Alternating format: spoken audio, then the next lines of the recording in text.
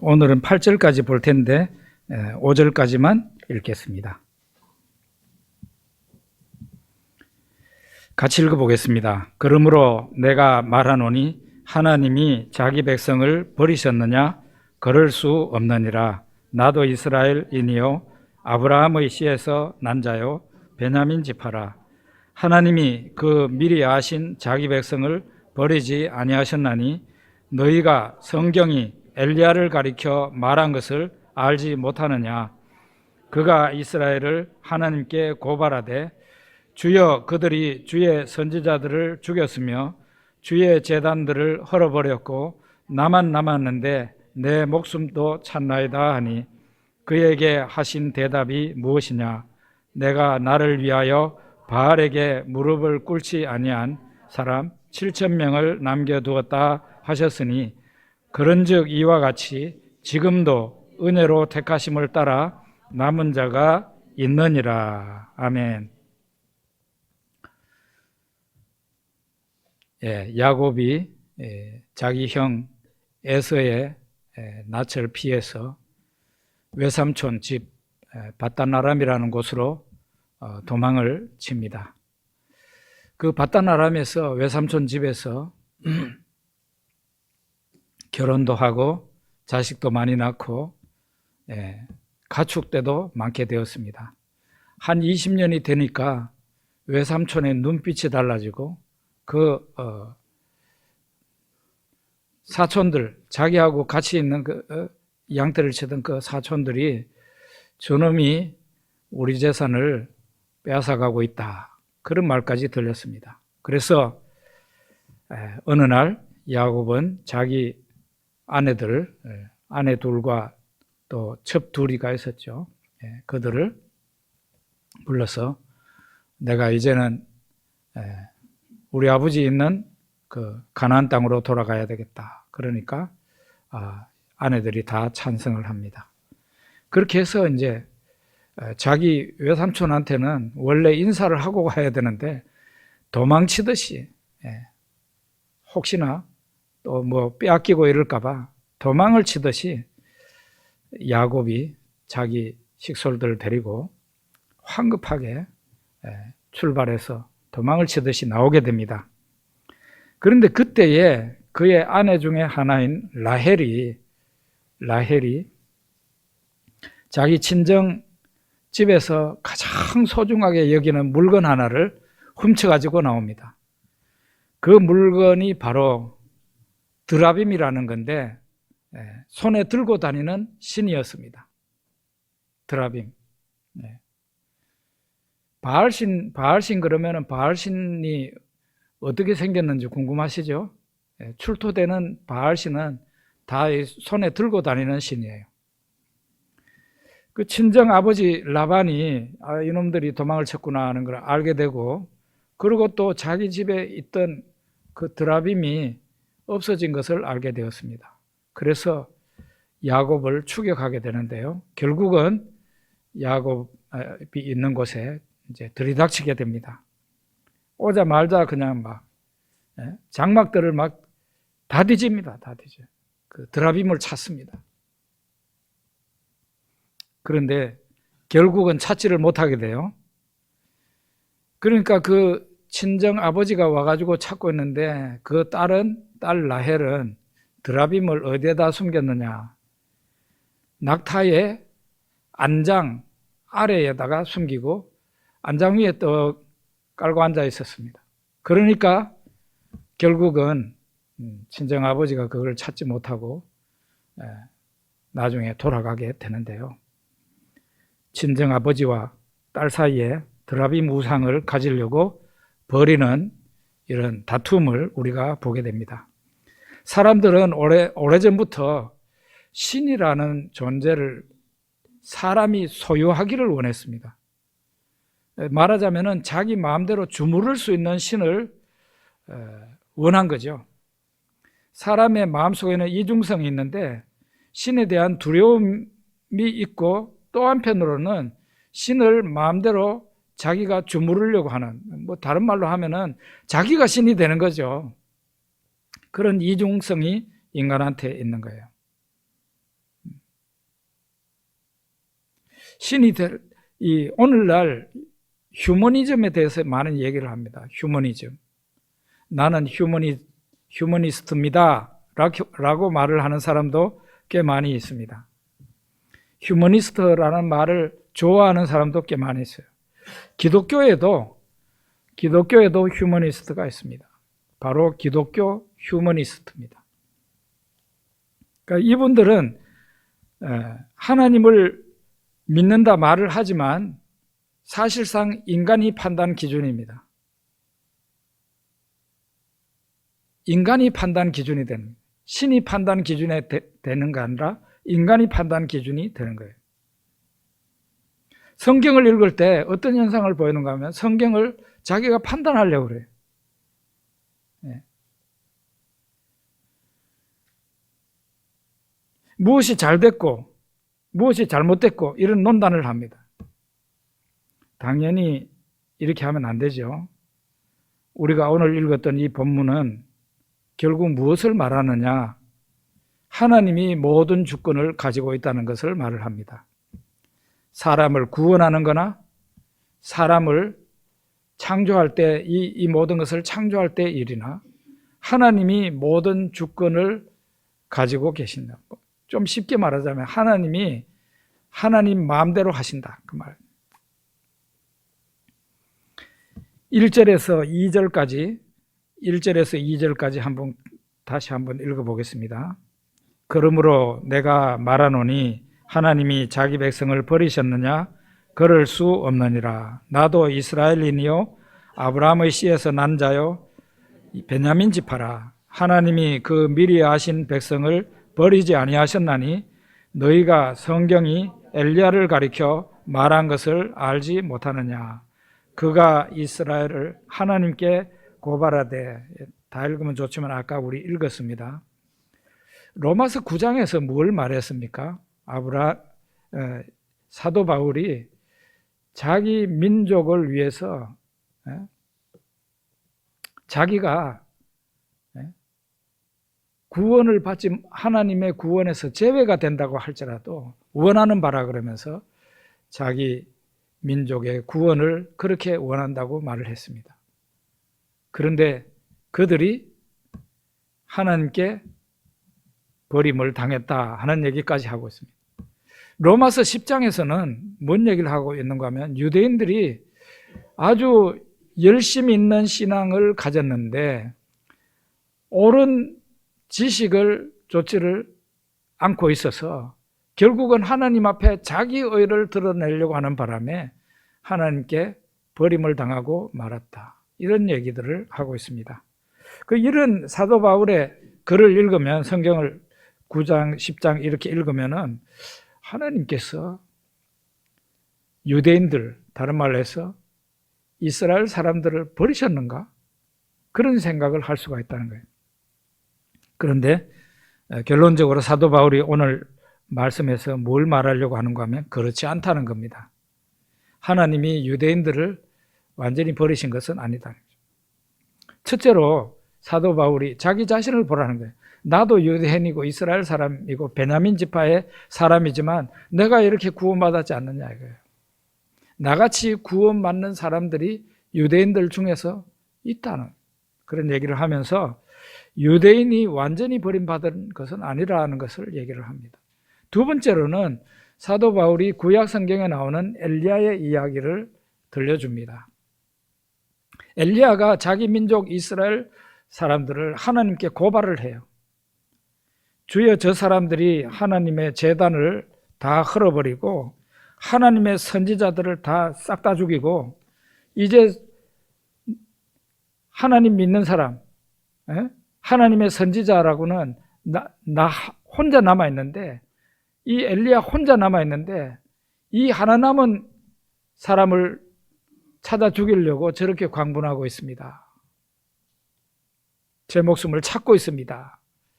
이렇게 자기 민족을 고발합니다, 하나님께. 그때 하나님이 대답하시죠.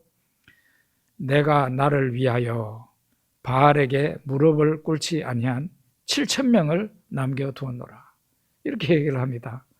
엘리야는 자기는 이제 여호와 하나님을 믿는 백성들 다 죽고 없어지고 이제 엘리야 혼자 남은 걸로 그렇게 생각하고 있었는데 하나님은 뭐라 그래요? 하나님께서 하나님의 이름을 위해서, 하나님을 위해서 7,000명을 남겨두었다. 7,000명이 눈에 보이지는 않았지만 7,000명을 남겨두었다는 거예요.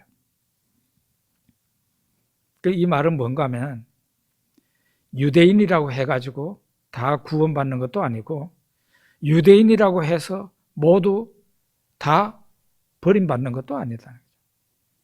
오직 하나님이 유대인 중에서 하나님의 백성으로 남겨두신 사람들이 있다는 거예요.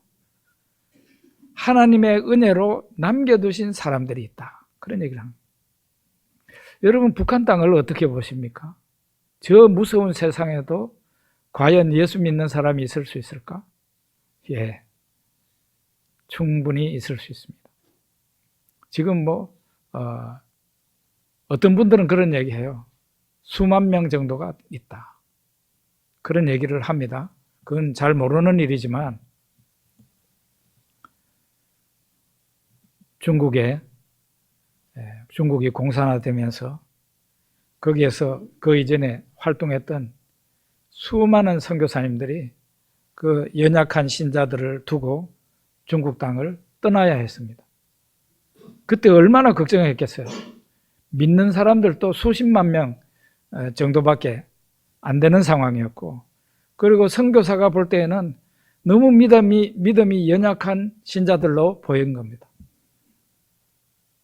이제 하나님의 교회가 중국 땅에서 있을 수 있을까? 신자들이 있을 수 있을까? 그런 걱정을 하면서 선교사님들이 철수한 거예요. 그러고 난 뒤에 나중에 문화혁명 같은 게 일어나지 않습니다. 문화혁명이 약 10년 동안 있었습니다. 제가 정확한 그건 연대는 정확하게 모르겠는데 제가 알기로는 그냥 기억하기로는 1966년에서 76년까지 10년 정도 있었는 걸로 알고 있습니다. 그때요, 모든 종교는 싸그리 없어졌어요. 그때에 공자, 맹자의 이렇게 상이라든지 유물이라든지 그 귀한 것들을 다 박살내버렸습니다. 책들을 다 불태워버리고, 지식인들은 무조건 지식이 있다는 그 죄로 감옥살이 하거나 죽거나 아니면 하방을 당해서 농촌으로 쫓겨났습니다. 그때에 사실상 하나님의 교회는 사람들 눈에 보이지 않았습니다. 근데 그게 끝나고, 문화혁명 끝나고 모택동 주석이 죽고, 그리고 등소평이가 일어나가지고 나라를 이끌 때 그분은 어떤 분이에요? 고양이가 까만색이든 하얀색이든 쥐만 잘 잡으면 된다. 그런 분이었어요. 그러니까 이 나라 경제를 일으키는 것이 중요하지 사상은 그다지 중요하지 않다. 그런 생각을 하게 되었어요. 그러면서 종교의 자유를 어느 정도 허락을 했습니다. 완전히 허락한 건 아니고 어느 정도 허락을 했어요. 그래서 기독교인들이 예배를 드릴 수 있게 됐어요. 그러니까 이제 그동안 숨어 있었던 사람들이 표면화된 거예요. 나타나게 된 거예요. 엄청 놀랐습니다. 생각보다 우리가 계산했던 그 계산법보다 1000배, 10,000배 신자가 많았던 거예요. 이게 그냥 100배 정도가 아니고요. 1000배, 10,000배 신자가 많았어요. 오늘날 중국 교회가 작게 잡아서 1억입니다. 개신교가, 중국 개신교 신자가.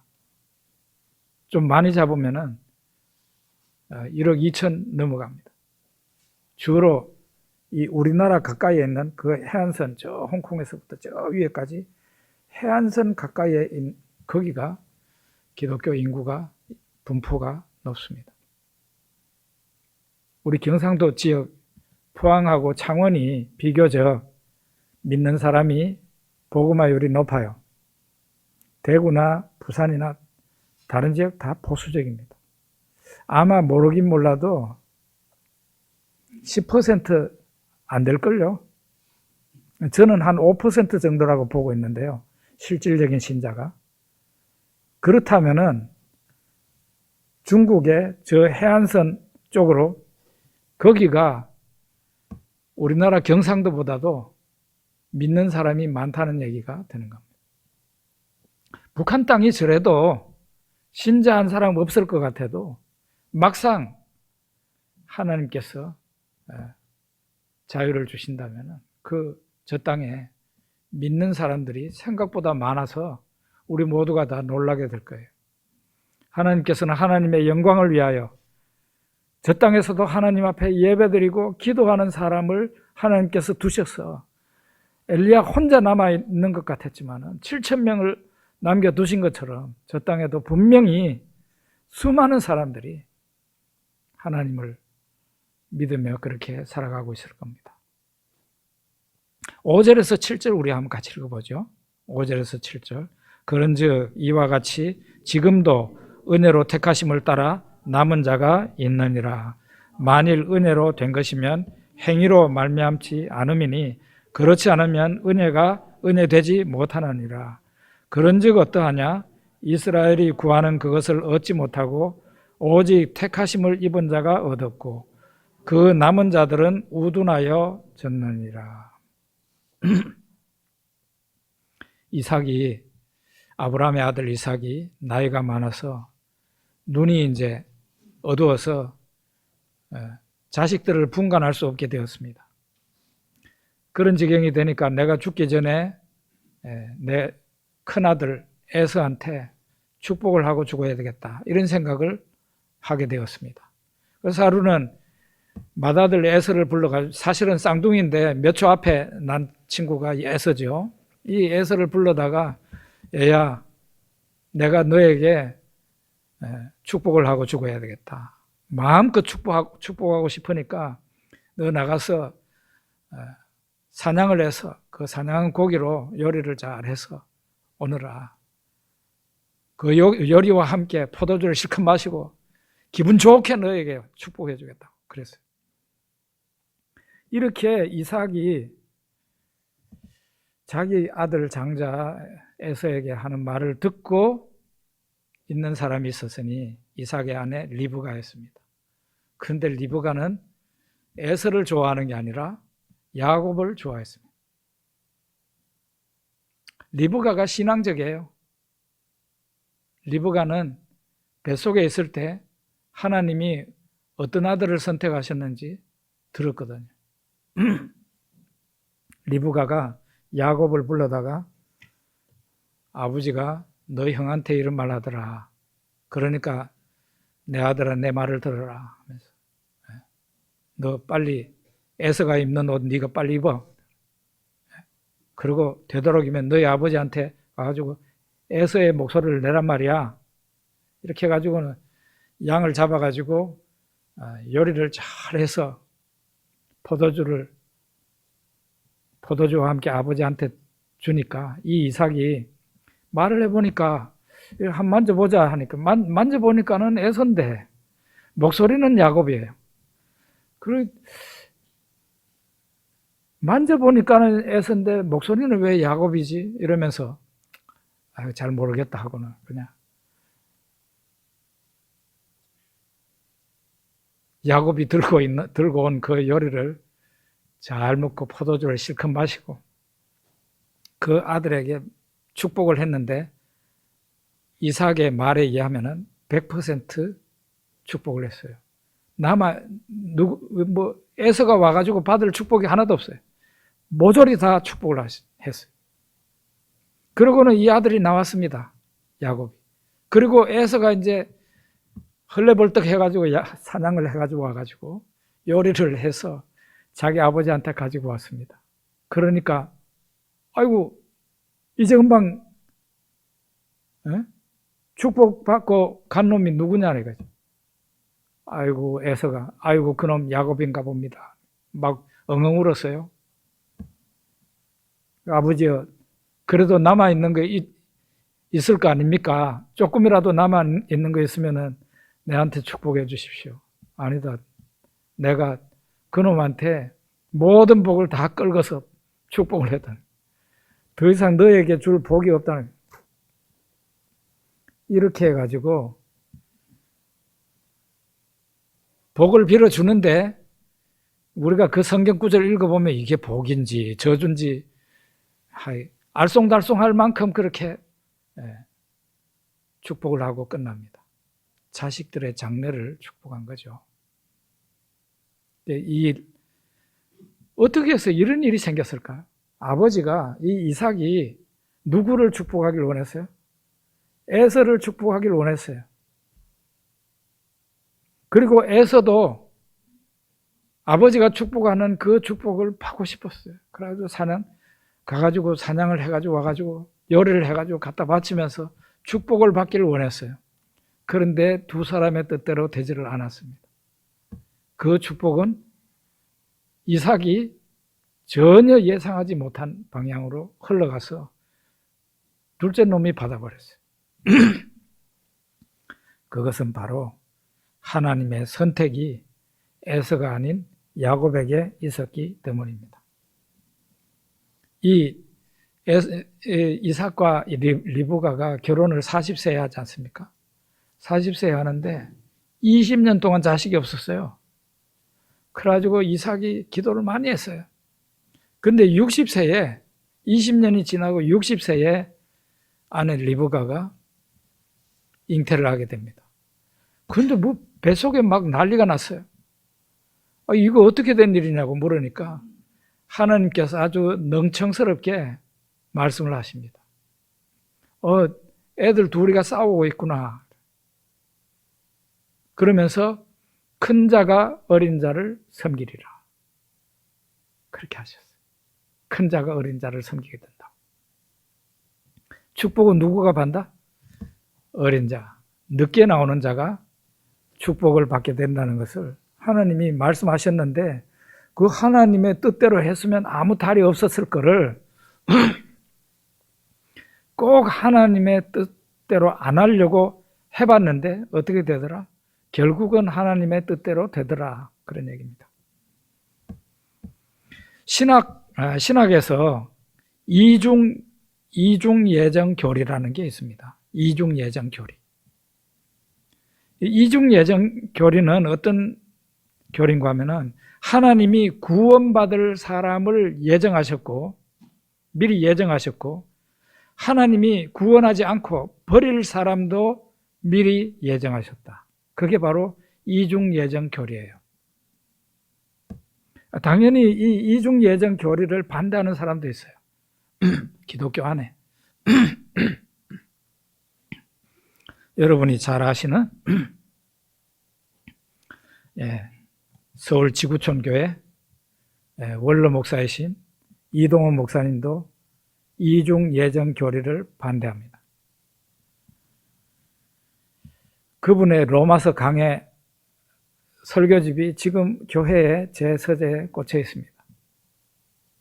거기에 보면은 이분이 뭐라고 말을 했는가 하면 이동원 목사님 뭐라고 말을 했는가 하면 나는 선택은 믿지만 이중 작전 교리는 믿지 않는다. 이렇게 말을 했어요. 어떤 사람을 구원받도록 하나님이 예정하신 것은 믿을 수 있지만 하나님이 어떤 사람을 버리기로 예정하셨다는 것은 믿지 않는다 이 말이에요. 그분은 그렇게 말씀하셨어요. 그런데 지금 하늘나라 가신 서울 사랑의 교회 옥하는 목사님은 이중 예정 교리에 대해서 이렇게 말했어요. 인간의 완악함의 배후에는 불가사의한 하나님의 뜻이 작용하고 있다. 이렇게 말했어요. 이분은 이중 예정 교리를 받아들인 거죠. 성 어거스틴 아시죠? 성 어거스틴이 이런 말을 했어요. 제가 그대로 읽어드릴게요. 성 어거스틴이 어떻게 말을 했는가 하면 하나님께서는 전능하시기 때문에 악인을 선하게 만들 수 있을 것이다. 분명히 그렇게 하실 수 있을 것이다. 그런데 왜 그렇게 하시지 않는가? 그의 뜻이 다른 데 있기 때문이다. 왜 다른 데 있는지는 그분만이 아신다. 그렇게 얘기했어요. 그러니까 이 성 어거스틴이 말한 것은 하나님께서 이 세상에 있는 모든 사람을 다 구원하실 수 있는 분이잖아요. 하나님은 전능하신 분이니까. 하나님이 그렇게 하시지 않고 이 세상의 일부분의 사람들만 구원하시기로 하고 나머지 사람들은 버리시기로 하신 거라. 왜 그렇게 하는가? 그분만이 알고 있는 그 무엇이 있다는 거죠. 그렇게 말을 했습니다. 예, 이중 예정 교리를 뭐 다른 사람이 아니라 여러분과 저 자신에게, 나 자신에게 한번 적용을 해봅시다. 여러분은 여러분 자신을 어떻게 생각하시나요? 여러분이 예수님을 믿게 된 것을 어떻게 생각하시나요? 저는 그렇게 생각해요. 아무리 생각을 해도 나 같은 죄인이 구원받은 것을 이해할 수가 없어요. 저 같은 사람은요, 여러분은 저의 죄를 모르지만 저는 저의 죄를 압니다. 저 같은 사람은 지옥에 쳐넣어야 될 사람이에요. 정말 이해할 수가 없어요. 죄 많고 악한 저라는 인간을 하나님께서 사랑하여 주시고 은혜를 베풀어서 구원해 주신 것을 도저히 이해가 안 간다 이 말이에요. 여러분이 이 세상에 나보다 착한 사람이 얼마나 많습니까? 나보다 착한 사람이 얼마나 많아요, 이 세상에. 그런데 그 착한 사람들을 다 내버려 두고 죄 많은 나를 구원하신 하나님의 은혜를 이해할 수가 없는 것이죠. 저는 정말 이해할 수 없어요. 그렇기 때문에, 그런데 이거는 구원받은 것은 현실이잖아요.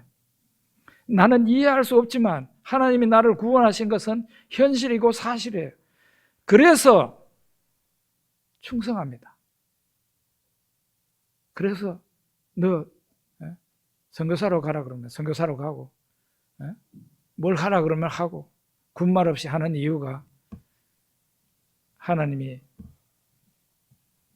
그런 은혜를 베풀어 주셨기 때문에 그렇게 하는 거죠. 존 뉴턴이라는 분을 아시죠?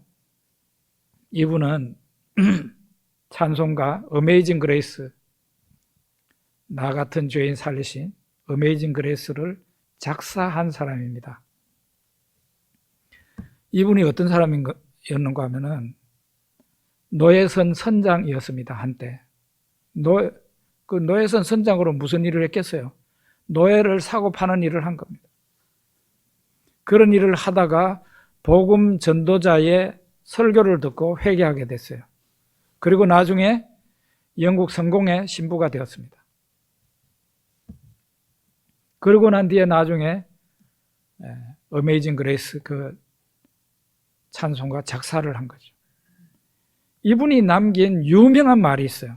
어떤 말인가 하면은, 만일 당신이 천국에 간다면 3번 놀랄 것입니다. 첫째는 천국에 와 있을 줄 알았던 사람이 안 보여서 놀랄 것입니다. 둘째는 도저히 천국에 갈 수 없을 거라고 생각했던 사람이 천국에 와 있는 것을 보고 놀랄 것입니다. 셋째는 노예 상인으로 악명 높았던 존 뉴턴이 천국에 들어온 것을 보고 놀랄 것입니다. 이런 얘기했어요. 네. 이게 어떻게 가능한 겁니까?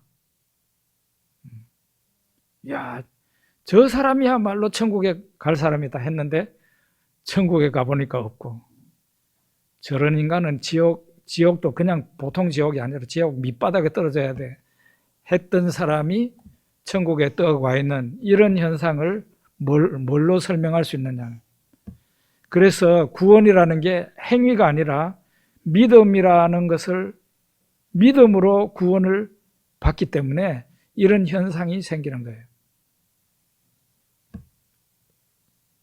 사람이 아무리 착해도 그 사람 속에 하나님을 받아들이지 않으면 그 사람에게는 구원이 주어지지 않습니다.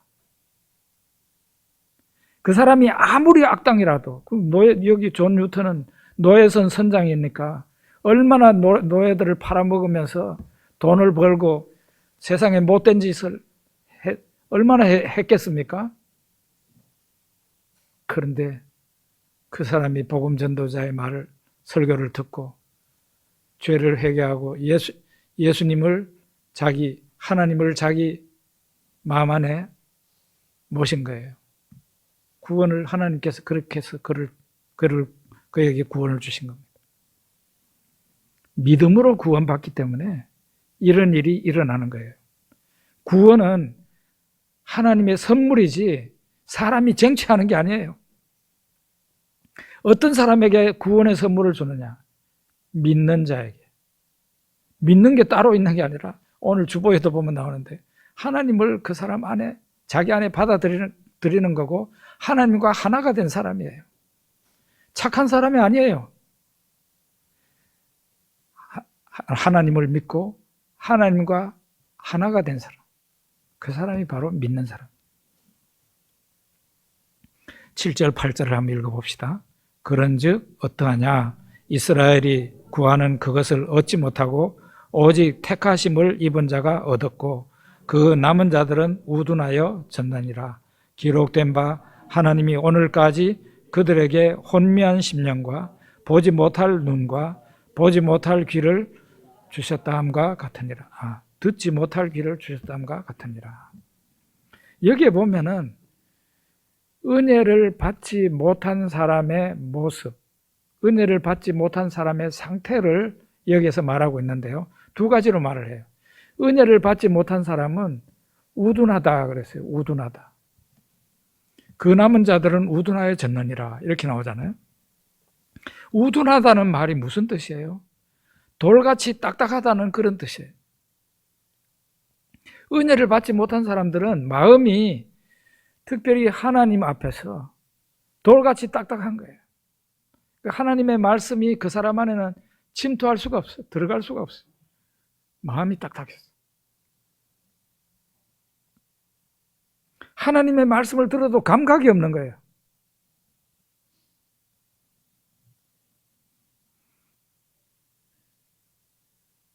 은혜 받지 못한 사람의 상태입니다. 두 번째는 혼미한 심령을 가진 겁니다. 혼미한 심령. 혼미한 심령, 이 심령이라는 말은요, 영어 성경으로 보면 스피릿이라고 나와 있어요. 혼미한 영혼입니다. 은혜 받지 못한 사람은 혼미한 영혼을 가지고 있다 그랬어요. 뭔 얘기인가? 이 혼미한 영혼을 가졌기 때문에 보아도 보지 못하고 들어도 듣지 못하는 사람이 된다는 거죠. 하나님의 말씀을 들어도 그게 무슨 뜻인지 깨닫지를 못해요.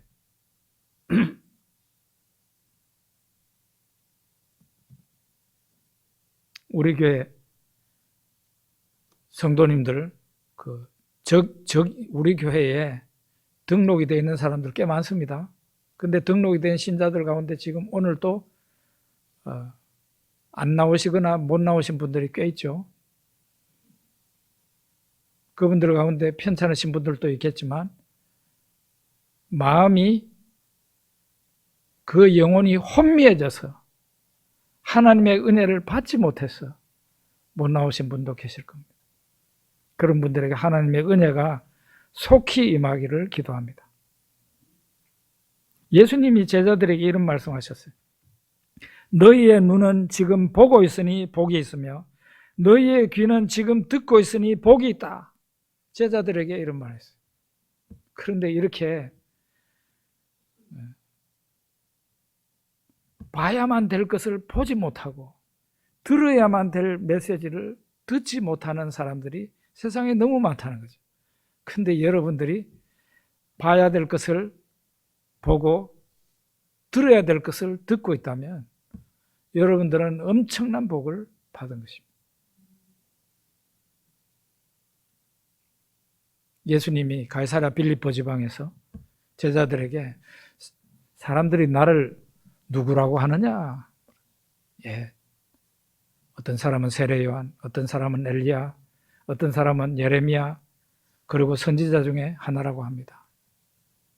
너희는 나를 누구라고 하느냐? 그때 시몬 베드로가 대답을 했다.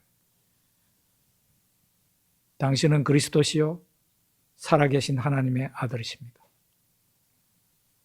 우리말에 주는 그리스도시요 그랬는데 원문에 보면 주는이 아니고 당신은 유입니다. 유. 당신은 그리스도시요 살아계신 하나님의 아들이십니다. 그랬더니 너는 복이 있다. 이것을 너에게 알게 한 이는 혈육이 아니요.